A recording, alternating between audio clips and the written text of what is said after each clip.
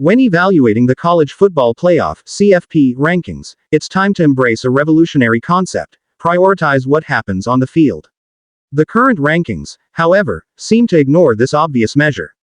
Instead, they lean heavily on the oversimplified notion that fewer losses automatically equate to a better team. This approach has led to glaring inconsistencies, none more evident than the disparity between the rankings of Texas and Ole Miss. The case against Texas. Let's focus on the facts.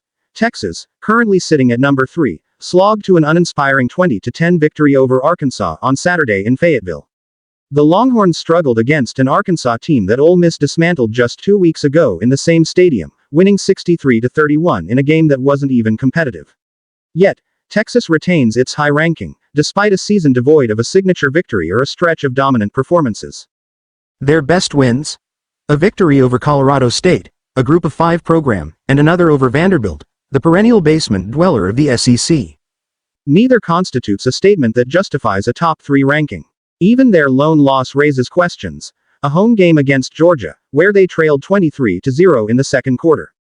It was a performance so poor that head coach Steve Sarkisian benched Heisman Trophy candidate Quinn Ewers in favor of a desperate quarterback rotation with Arch Manning.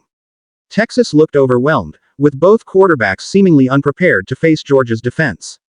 The case for Ole Miss. Contrast this with Ole Miss, ranked number 11, whose resume is undeniably more impressive.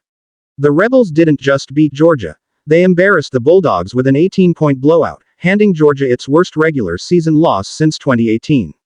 Ole Miss also dominated South Carolina, a team that had been one of the hottest in the SEC, with a commanding 24-point victory. Their 2 losses. Both came on the road, in heartbreaking fashion. They lost to Kentucky and LSU on improbable 4th down plays. These weren't blowouts or games where they were outclassed, they were the result of razor-thin margins in highly competitive environments. Had those plays gone differently, Ole Miss might still be unbeaten. The problem with the committee's logic, the CFP committee's preference for rewarding teams with fewer losses over teams with stronger on-field performances, is fundamentally flawed. This isn't about rewarding mediocrity. It's about recognizing excellence. The rankings should consider the context of games, the quality of wins, and the strength of opponents. Instead, the committee seems to follow a rigid formula: fewer losses equal a higher ranking. But this ignores the reality that not all losses, or wins, are created equal. A team's record doesn't always tell the full story, and failing to acknowledge this nuance undermines the credibility of